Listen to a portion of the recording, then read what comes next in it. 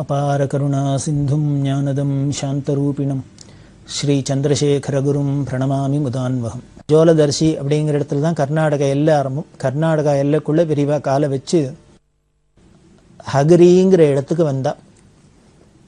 அந்த ஹகரியில் தான் அந்த 1978 சாதுர்மாசியம் வியாச பூஜை.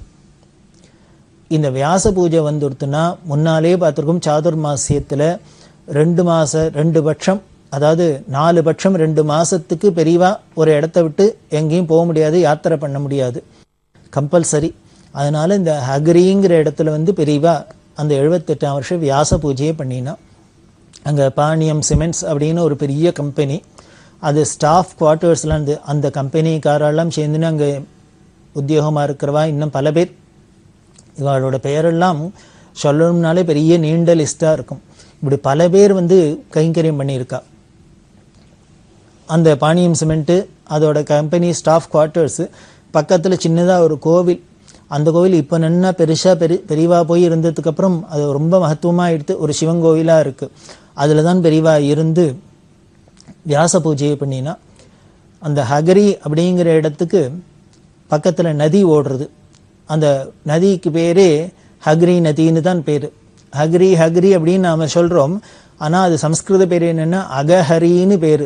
அகம்னா பாபம், ஹரின்னா தொலைக்கிறது, பாபத்தை தொலைக்கிறது. முன்னால் ஒரு நதி பார்த்தோம் பாபாக்னி அப்படின்னு. அதே மாதிரி இதுக்கு பேர் என்னென்ன அகஹரின்னு பேர். அதுதான் மறுவே அகரி அக்ரி அப்படின்னு சொல்கிறோம். அதை இன்னொரு பேர் வேதவதி அப்படின்னு சொல்லுவா. வேதவதி அப்படின்னு அதுக்கு இன்னொரு பேரும் உண்டு. அதில் போய் பெரியவா ஸ்நானம் பண்ணிட்டு பிரமாதமான நதி அது. அந்த ஹகரி நதி கரையிலே தான் இந்த பாணியம் சிமெண்ட் கம்பெனி இருக்குது, ஸ்டாஃப் குவார்ட்டர்ஸ் இருக்குது, அதில் ஒரு சிவன் கோவில் இருக்குது. அதில் இருந்து பெரியவா சாதுர்மாசியத்தை பண்ணி இந்த ஹகரியில் 68 நாள் இருந்தா பெரியவா. முன்னமே சொல்லியிருக்கோம் 2 மாதத்துக்கு குறையாத அந்த இடத்த விட்டு கிளம்ப முடியாது அப்படின்னு. 2 மாதம் இருந்து அதுக்கப்புறம் பல நாட்கள் இருந்து அந்த ஹகரியில் இருந்தால். அந்த ஹகரியில் இருக்கிறதே சாதுர்மாசியத்தில் வித்வத் சதஸ்லாம் நடக்கும் அப்படின்னு சொன்னோம். இங்கேருந்து பண்டிதாள்லாம் போவா. பெரியவா எங்கே இருக்காளோ எல்லாரும், அதாவது பிளாப்பணம் இருக்கிற இடத்துல மொக்கிறாப்பில் பெரியவா எங்கே காட்டில் இருந்தாலும் சரி, மேட்டில் இருந்தாலும் சரி, எங்கே இருந்தாலும் சரி, ஜனங்கள்லாம் போயின்றே தான் இருந்தா. போய் தரிசனம் பண்ணுறது பெரியவாளை விடையன் தொடைன் அப்படின்னு தான் போய் தரிசனம் பண்ணியிருந்தா. எவ்வளோ கஷ்டமாக இருக்கும் தெரியுமோ. அதுவும் ஸ்திரீகள்லாம் வரத்துக்கு போகிறதுக்கெல்லாம் ரொம்ப சிரமமாக இருக்கும். ஆனால் அதுக்காக யாரும் அசந்தாளால் இல்லை, துரத்தின்றே தான் போனான். எப்படி ராமர் பின்னாலே ஜனங்கள்லாம் போச்சோ அதை போல தான் இங்கேயும் நடந்தது. இந்த ஹகரியில் இருக்கிறதே சாதுர்மாசியத்தில் வித்வத் சதஸ் நடக்கிறது, வாக்கியார்த்த சதஸ்லாம் நடக்கும். அதாவது வாக்கியார்த்த சதஸ் அப்படின்னா சாஸ்திரங்களில் உள்ள விஷயங்கள்லாம் எடுத்துட்டு அதை அலசி ஆராயிறது. அது ஒரு பெரிய பட்டி மண்டபம் அப்படின்னு புரியிறாப்புல சொன்னால் பட்டி மண்டபம் அப்படின்னு டிபேட்னு சொல்லாமல் என்னமோ தெரியல. அந்த வாக்கியார்த்த சதஸ் இருக்கும். அதில் ருச்சி உள்ளவாளுக்கு பார்த்தோன்னா கவனிச்சோன்னா ரொம்ப நல்லா இன்ட்ரெஸ்டிங்காக இருக்கும். சில பேருக்கு அந்த சமஸ்கிருதம் ஒரு இப்போ தெரியல, நமக்கு பாஷா ஜானம் இல்லை அப்படின்னாக்க ஏதோ சண்டை போட்டுக்கிறாப்புல இருக்கும். விளையாட்டாக சொல்கிற வழக்கம் உண்டு. இந்த வாக்கியார்த்த சதஸ்னா என்னென்ன, சமஸ்கிருதத்தில் சண்டை போட்டுனா வாக்கியார்த்த சதஸ் அப்படின்னு பேர் அப்படின்னு ஒரு பரியாசத்துக்கு சொல்கிற வழக்கம். அப்படி இந்த வாக்கியார்த்த சதஸ்லாம் தினம் நடந்துட்டுருக்கு. பெரியவாளும் எல்லாத்துலேயும் உட்காந்துன்னு கலந்துப்பா. அப்படி ஒரு நாளைக்கு உட்காந்துருக்கிறது முன்னால் ஒருத்தர் தரிசனத்துக்கு வந்தவாள்லாம் கேட்டுருப்பா. புரியறதோ புரியலையோ கேட்கணும் அப்படிங்கிறது பெரியவாளோட ஆசை. அப்படி ஒருத்தர் உட்காண்டிருக்கார். பெரிய தாடியெல்லாம் வச்சுன்னு உட்காண்டார். வித்வான்கள்லாம் எந்த வாக்கியத்தை பெரியவாளே சில சமயத்தில் இதுலேருந்து சொல்லு, இதில் இந்த வாக்கியத்தை சொல்லு, இதுக்கு அர்த்தம் சொல்லு, அதுக்கு ஏதாவது சொல்ல வழக்கம் உண்டு. அப்படி இன்னைக்கு என்ன சொல்ல போகிறாளோ பெரிய உத்தரம் பண்ணுறாலும் காத்து நிற்கிறது. பெரியவா என்ன பண்ணா அப்படி பார்த்துட்டு எய்த்தாப்பில் உட்காந்துருக்காரு. அந்த தாடி அவரை கூப்பிட்டு அவரை சொல்ல ஏதானு இன்னைக்கு அப்படின்னா. கூட இருக்கிறவாள்லாம் பார்த்தா அவர் ஏதோ வந்திருக்கு, ஒரு சாதாரணமாக இருக்கிறாப்புல இருக்குது, அவர் பெரிய வித்வான் போல இருக்கு, என்ன பெரியவாளுக்கு தெரியுமே யார் என்னென்ன அப்படின்னு கூப்பிட்டு சொல்கிற வழக்கம் அப்படின்னு அவரை கூப்பிட்டு நீங்கள் வாக்கியார்த்த சதஸ் சொல்லணும். அவர் வெக்குச்சு போய் நின்று வாக்கியார்த்த சதஸா அப்படின்னா எனக்கு என்னன்னே தெரியாது அப்படின்னு. கூட இருக்க சொன்னால் இது மாதிரி ஒரு வார்த்தையை எடுத்துக்க வேண்டிய சாஸ்திரங்கள்லேருந்து ஒரு வார்த்தையை எடுத்து அதுக்கு பூர்வபட்சம் சித்தாந்தம் அப்படின்லாம் சொல்லி அதை பற்றி விவரித்து சொல்லணும் அப்படின்னு வியாக்கியானம் பண்ணணும் அப்படின்னு.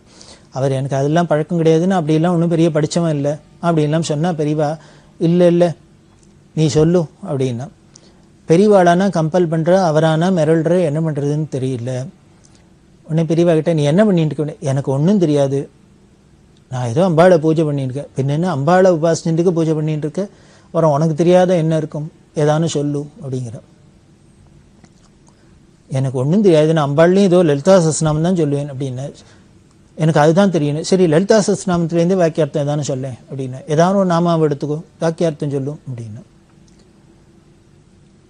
அவர் பார்த்தார், இது என்ன சோதனையாக இருக்குது, நாம் பாட்டுக்கு ஏதோ பெரியவா தரிசனத்துக்கு வரலாம், ஏதோ வரலாம், வித்வான்கள்லாம் பேசிட்டு இருக்காளே, இந்த சமயத்தில் பெரியவாளை நம்ம என்ன ஆனந்தமாக தரிசனம் எல்லாமே நினச்சின்னு உட்காண்டா பெரியவா நம்மளையே கூப்பிட்டு இத்த பண்ணுன்னு சொல்கிறாளே, அவருக்கு என்ன பண்ணுறதுன்னு தெரியல.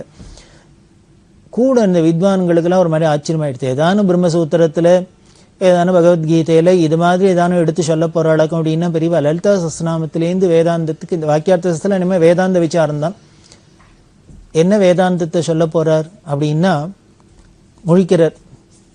எல்லாருக்குமே ஆச்சரியமாக இருக்குது. ஆனால் பெரியவாளோ விடன்னு சொல்கிறா, இதில் என்னமோ ரகசியமாக இருக்க போகிறது அப்படின்னு அவளுக்கு தெரியும். அவர்கிட்ட சொன்னால் ஏதானும் எந்த நாமா எடுத்துன்னு சொல்லுது, 1000 நாமாவில் உடனே ஏதோ ஒருமே நந்தி வித்யா நடேஸ்வரி அப்படி சொல்லு அப்படின்னு எடுத்து கொடுக்குறா பெரியவா. உடனே அந்த நாமா வரிசையாக சொல்லிட்டு நந்தி வித்யா நடேஸ்வரி, அதில் என்னென்னா மித்யா ஜெகதிஷ்டானா அப்படின்னு ஒரு நாமா.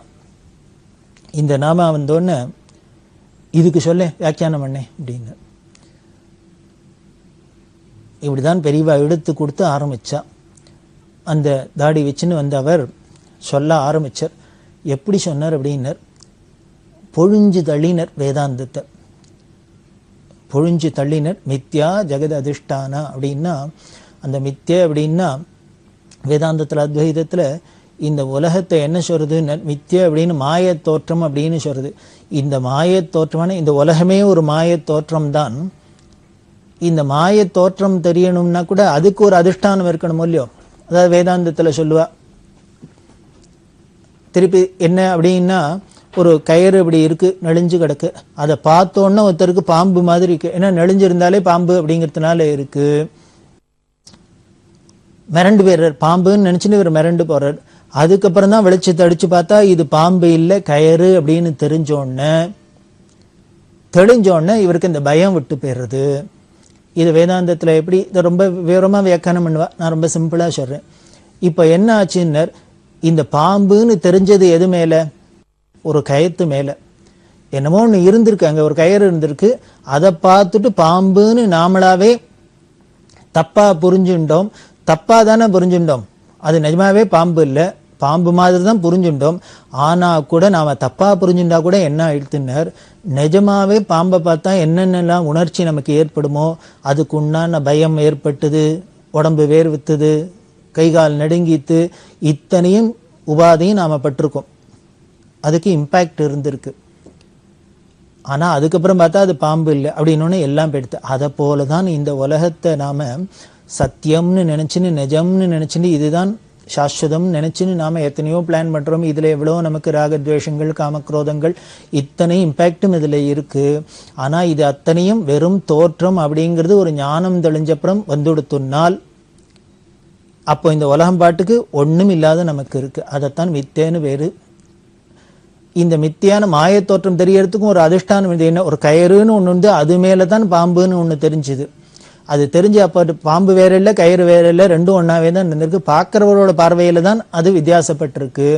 அந்த பார்க்குறவோட பார்வைக்கு ரெண்டும் அவருக்கே தான் தெரிஞ்சிருக்கு. எப்போன்னர், வெளிச்சம் அறகுறையாக இருக்கிறதே பாம்பாக தெரிஞ்சுது, வெளிச்சம் நன்னா தெரிஞ்சோன்னா கயிறாக தெளிஞ்சு கொடுத்து. அதை போல தான் நாமளும் இந்த உலகத்தை நிஜம்னு நினச்சிட்டு இருக்கோம். அஜ்ஞானம்ங்கிற இருட்டில் இருக்கிறதே நமக்கு ஞானம் வந்து தெளிஞ்சு கொடுத்துனா இது இல்லை அப்படின்னு தெரிஞ்சிடும். இதான் மித்யா ஜெகததிஷ்டானா அப்படின்னு இதுக்கு வியாக்கியானம். இந்த மித்தியான இந்த உலகத்துக்கு ஒரு அதிஷ்டானம், ஒரு பாம்புன்னு தெரியறதுக்கு ஒரு கயிறு ஒரு அதிஷ்டானம். இந்த கயத்து மேலே பாம்பு தெரிஞ்சாப்புல அந்த பிரம்மங்கிற அதிஷ்டானத்து மேலே இந்த மாயேங்கிற தோற்றத்தினால இந்த உலகம் பிரபஞ்சம் முதலான எல்லாமே தெரியறது அப்படின்னு வேதாந்த ரீதியாக அதை சொல்லப்படுது. அதைத்தான் மித்யா ஜெகததிஷ்டானா அப்படின்னு இந்த லலிதா சஹஸ்ரநாமத்தில், அதாவது அம்பாள் தான் பரபிரம்மஸ்வரூபி, இந்த அவளே தான் மகாமாயா இருக்கா. முதல்லயே நாம் திருப்பி சொல்லிட்டு இருக்கோம், சிவன் வேற இல்லை விஷ்ணு வேற இல்லை அப்படின்னு. விஷ்ணுனாலே மாயை அப்படிங்கிறது தெரியும், சிவன்னாலே ஞானம் அப்படிங்கிறது தெரியும். அதனால தான் அது வெள்ளை வெளியேன்னு இருக்குது, இது கண்ணங்கரேன்னு இருக்குது, இப்படிலாம் வேதாந்த ரீதியாக அதுக்கு பல விதமான வியாக்கியானம்லாம் இருக்குது. இது ரெண்டும் ஒன்று அப்படின்லாம் சொல்கிறோம் இல்லையோ. அதனால் அந்த சுத்த ஞானஸ்வரூபமாக இருக்கிற அந்த பரபிரம்மத்து மேலே மித்தேங்கிற மாயேங்கிற தோற்றத்தினால ஜெகன்லாம் தெரியுது அப்படின்லாம் சொல்கிறோம். சர்வம் விஷ்ணுமயம் ஜெகத்லாம் சொல்கிறோம். இப்படிலாம் அவர் வியாக்கியானம் பண்ணினார். அப்படி இருக்கிற பரபிரம்மஸ்வரூபிணி பராசக்தி அப்படின்னு சொல்கிறது தான் இந்த நாமாவோட தாத்பரியம்னு சொன்னார். எல்லாரும் அப்படியே அசந்து போயிட்டா. இப்படி ஒரு நாமாக்கு இந்த லலிதா சஹஸ்ரநாமத்தில் இப்படி ஒரு வேதாந்தம் இருக்கான்னு.